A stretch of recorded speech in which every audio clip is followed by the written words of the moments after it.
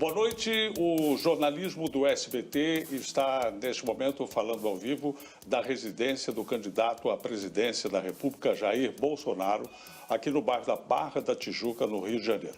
Boa noite, candidato. Boa noite.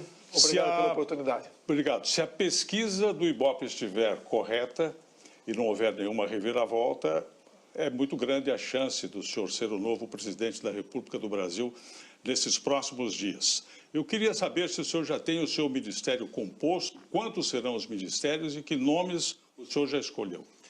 Pretendemos ter um ministério bastante enxuto, com aproximadamente 15 nomes, e definimos 3 até o momento.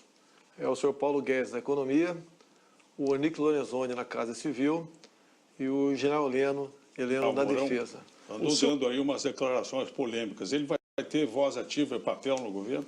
Olha, é uma pessoa bastante preparada, culta, é um patriota, é um homem que respira Brasil.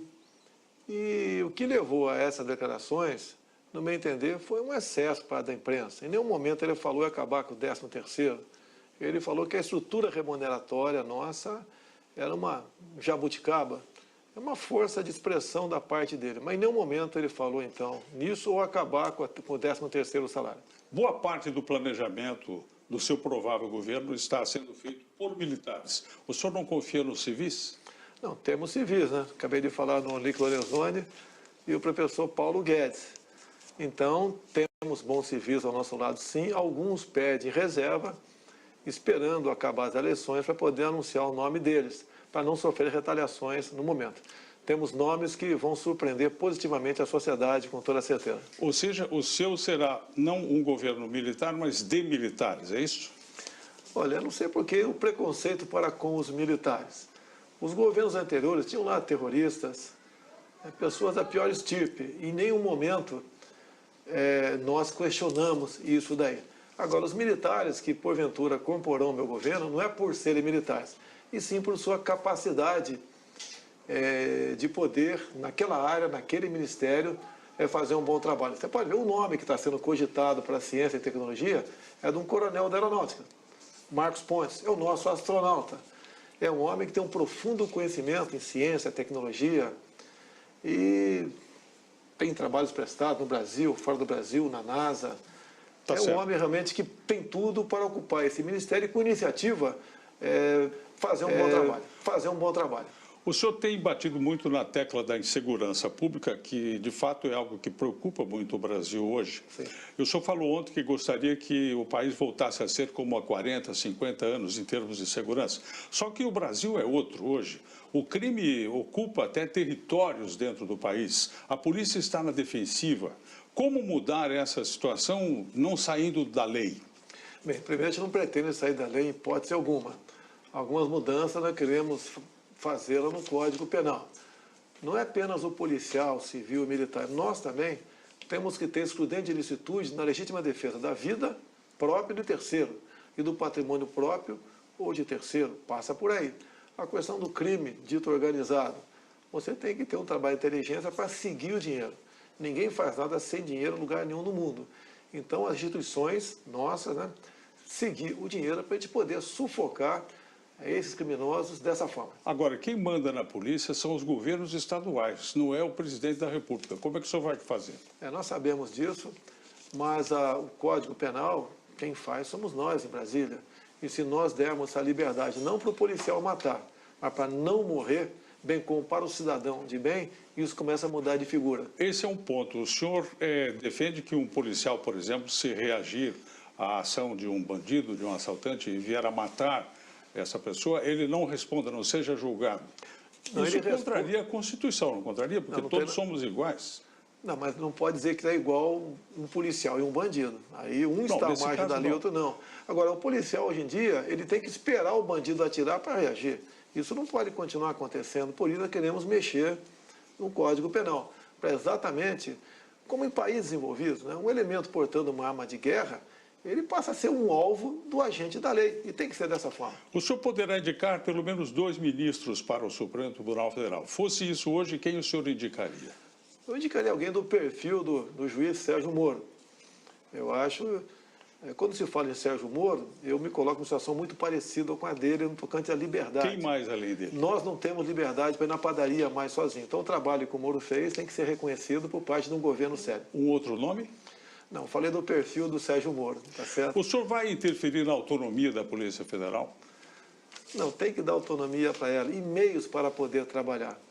Ela tem que, aqueles pequenos senões de alguma politização da Polícia Federal tem que deixar existir. Acredito que ela tem que ter meios para exercer o teu trabalho.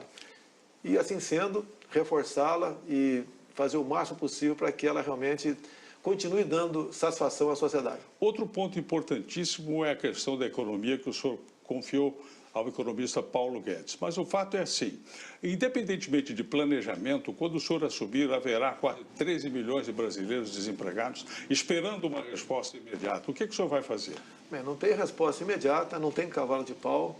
O que eu tenho conversado com ele, eu levo sugestões e ele que decide. E, afinal de contas, ele é um homem que entende desse assunto e é de confiança nossa. Nós temos que facilitar a vida de quem produz. Como diz o linguajar popular, temos que tirar o Estado do cangote de quem realmente está em emprego. Como é que o senhor vai lidar com a reforma da Previdência? Nós vamos fazer a nossa reforma, essa que está aí, eu vejo dificilmente ela vai ser aprovada. Não podemos adotar a velha prática de remendo novo em calça velha. Não podemos penalizar, por exemplo, quem já tem direito adquirido. O próprio servidor público já sofreu 2 reformas previdenciárias. Podemos mexer alguma coisa? Sim, temos ideias, propostas nesse sentido, mas ninguém será penalizado. O senhor terá coragem de mexer com a Previdência dos militares, por exemplo? Olha, quando se fala em presos militares, ela é diferente dos outros.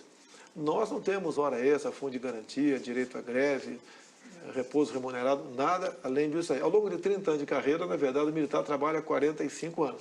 Você pode propor alguma mudança, sim, mas você não pode igualar aos demais com direitos trabalhistas diferentes.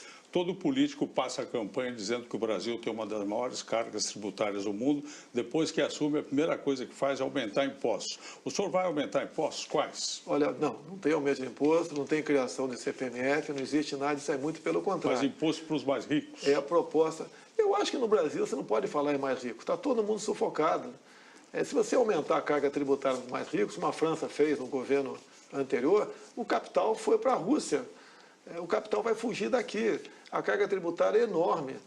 Quase tudo é progressivo no Brasil. O senhor vai fazer um governo estatista ou vai privatizar? Não, nós vamos partir para privatizações, as 50 estatais feitas pelo último governo do PT, essa quase que de imediato. O que não é privatizável? É o que eu chamo de estratégico, né? O estratégico você pode até falar em alguns modelos. É difícil me convencer. Tá? Eu não sou, deixar bem claro, estatizante.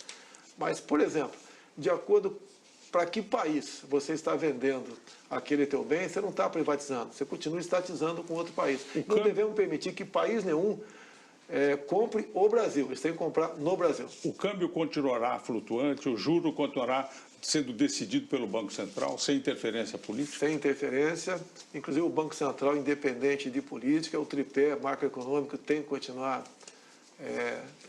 em vigor, e o Paulo Guedes está com uma equipe muito grande e trabalha nesse sentido. A responsabilidade dele é enorme nessa área. O mundo lá fora tem lido e ouvido que o senhor é nazista, é fascista, que o senhor quer fazer uma ditadura militar no Brasil, que o senhor não está preparado para o cargo. Se o senhor vencer a eleição, como é que o senhor vai reagir diante disso? Esses rótulos, aos poucos, estão sendo desmistificados. Faltou você falar aí, também misógino, entre tantos outros rótulos que eu recebi ao longo desse tempo todo. Não sou nada disso. Agora, o outro lado está disputando comigo, até no seu próprio plano de governo, diz no controle social da mídia, diz em aumentar o imposto de renda para a pessoa física, tá? Diz em criar mais estatais. Tá? Então, o outro lado é completamente oposto do meu. Esse rótulo também ter estatizante é porque eu sou militar e o período militar foi, sim, muito estatizante. Agora, por outro lado, quem faria uma Itaipu binacional se não fosse o Estado naquele momento? Então, nós vamos, sim, partir de uma política de privatização com responsabilidade que não só o sistema financeiro, bem como os brasileiros vão se orgulhar dessa nossa proposta. Muito obrigado. Passou depressa o nosso tempo. nós entrevistamos ao vivo aqui do Rio de Janeiro o candidato à presidência da República, Jair Bolsonaro. Uma boa noite ao senhor, muito obrigado. Muito obrigado. E vocês agora fiquem com o SBT Brasil.